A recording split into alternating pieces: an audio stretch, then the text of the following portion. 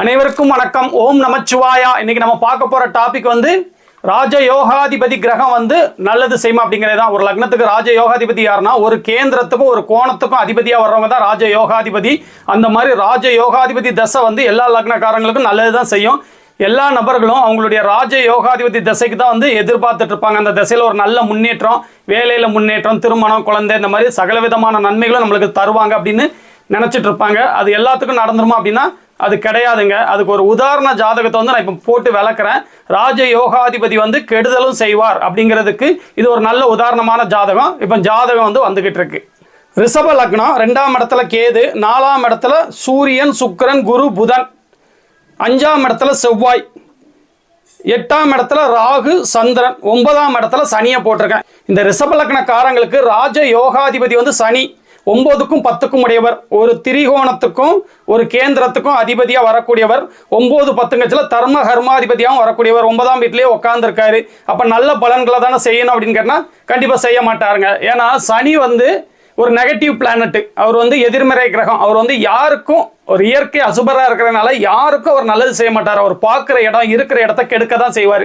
சனி நல்லது செய்யணும்னு வச்சுக்கோங்களேன். அவர் 6, 8, 12 மறைஞ்சு நட்பு நிலைமையில இருக்கணும். அவர் பகை பெற்றக்கூடாது. நீச்சம், உச்சம், ஆட்சி இந்த மாதிரிலாம் அவர் அமைஞ்சாருன்னு வச்சுக்கோங்களேன். அவர் கெடுதல் செய்ய தான் செய்வார். அவர் நீச்சனாக இருந்தால் கூட சுபத்துவம் அடைஞ்சிடணும். ஆட்சியாக இருந்தாலோ உச்சமாக இருந்தாலோ அவர் தனிச்சு இருந்தாருன்னு வச்சுக்கோங்களேன். பாவத்துவம் கூட அடைய வேண்டாம். தனிச்சு இருந்தாலே பல கெடுதல்களை தாங்க இவர் கொடுக்க பார்ப்பார். இப்போ 9ஆம் இடத்துல ஆட்சியாக இருக்கார். அப்போ என்ன ஆகும்னா தகப்பனை கெடுத்துருவார். 9ஆம் இடத்துல ஆட்சி அந்த வீட்டோட உயிர் காரத்துவம் தகப்பனை கெடுப்பாரு, பாக்கியதைகளை கெடுப்பாரு, நல்ல குரு அமைய விடாம தடுப்பாரு. அதிர்ஷ்டகரமான நிகழ்வுகள் உங்களுக்கு எதுவுமே கிடைக்காம உங்களை ஒரு துரதிர்ஷ்ட நபராக மாத்திரைக்கு தான் அவர் ட்ரை பண்ணுவார். அவர் கண்டிப்பாக அந்த 9ஆம் இடத்து நல்பலங்களை உங்களுக்கு தரவே மாட்டார். அவர் 9ஆம் இடத்துல ஆட்சியாக இருந்தால் கூட, அவரோட வீடாக இருந்தால் கூட, சனி ஒரு இடத்துல ஆட்சி உச்சமாக இருக்கிறது, நீச்சமாக இருக்கிறது தவறு. அங்கே குருவோடையோ சுக்கிரனோடையோ பௌர்ணமி சந்திரனோட தொடர்பில் அவர் இருந்தாருன்னு வச்சுக்கோங்களேன். அப்போ அந்த 9ஆம் இடத்து நற்பலன்களை செய்ய ட்ரை பண்ணுவார். இந்த ஜாதகப்படி பார்த்தீங்கன்னா சனி திசை நல்லா இருக்காதுங்க. கண்டிப்பாக நல்லா இருக்காது. சனி திசையில் சுய புத்தியும் நல்லா இருக்காது. சுய புத்தி முடிஞ்சதுக்கப்புறம் அடுத்து பார்த்தீங்கன்னா புதன் புத்தி சஷ்டாஷ்டகமாக இருக்கு பாருங்க. சனிக்கு 8ஆம் இடத்துல உட்காந்துருக்காங்க. அடுத்து பார்த்தீங்கன்னா புதன் புத்திக்கு அப்புறம் கேது புத்தி, அவரும் 6ஆம் இடத்துல உட்காந்துருக்காங்க. இந்த 6, 8 தசை நடத்துறவனுக்கு 6, 8 கிரகங்கள் உட்காந்துட்டாலே அந்த புத்திகள் சரியாக வேலை செய்யாதுங்க. நல்லது செய்ய முடியாது. இப்போ இந்த சனி நெகட்டிவாக தான் இருக்குது. இதே இடத்துல இது ஒரு சுபத்துவமாக போட்டிருந்தாலும் கூட 6, 8 இந்த மாதிரி புத்திகள் வரும்போது அது செயல்படாமல் தாங்க போகும். பெருசாக நல்லது செய்ய முடியாது. அது செயல்படாது. ஆனால் இவருக்கு பாவத்துவமாக தான் போட்டிருக்கேன். இயல்பாக இருக்கிறதுனால அது பாவத்துவம் தாங்கிறத தெரிஞ்சுக்கோங்க.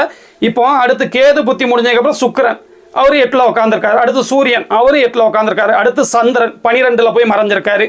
சந்திரன் முடிஞ்சதுக்கப்புறம் செவ்வாய் ஒரு புத்தி தான் இவருக்கு 9ஆம் இடத்துல சனிக்கு 9ல் உட்காந்துருக்காரு. அதுவும் அவருக்கு பிடிக்காத புதன் வீட்டில் பகை பெற்று தான் இருக்குது. செவ்வாய் முடிஞ்சதுக்கப்புறம் ராகு, அவரும் போய் 12ல் தான் மறைஞ்சிருக்காரு. ராகு முடிஞ்சதுக்கப்புறம் குரு, அவர் 8ல் போய் மறைஞ்சிட்டாரு. இப்படி இதுல எல்லாமே நெகட்டிவா இருக்கிறதுனால இந்த சனி திசை இவருக்கு ராஜ யோகாதிபதியா இருந்தா கூட கண்டிப்பா நல்ல பலன்களை 19 வருஷ திசையில செய்ய முடியாதுங்கிறத மட்டும் தெரிஞ்சுக்கோங்க.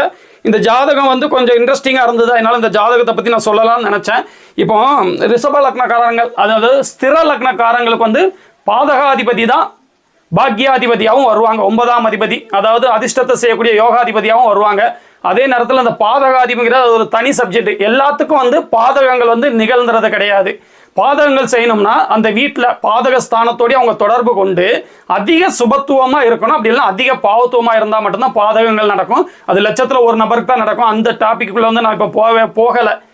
ஒரு யோகரா இருந்து எப்படி சனி கொடுக்க முடியாத நிலைமையில இருந்தாரு அப்படிங்கிறத மட்டும் விளக்குறதுக்கு இந்த ஜாதகத்தை எடுத்துக்கிட்டேன். இது ஒரு நல்ல டாப்பிக்காக இருந்திருக்கும்னு நினைக்கிறேன். இதே மாதிரி இனி வரும் நாட்களில் ஒரு நல்ல டாப்பிக்கில் நான் உங்களை மீட் பண்ணுறேங்க. ஓம் நமச்சிவாயா.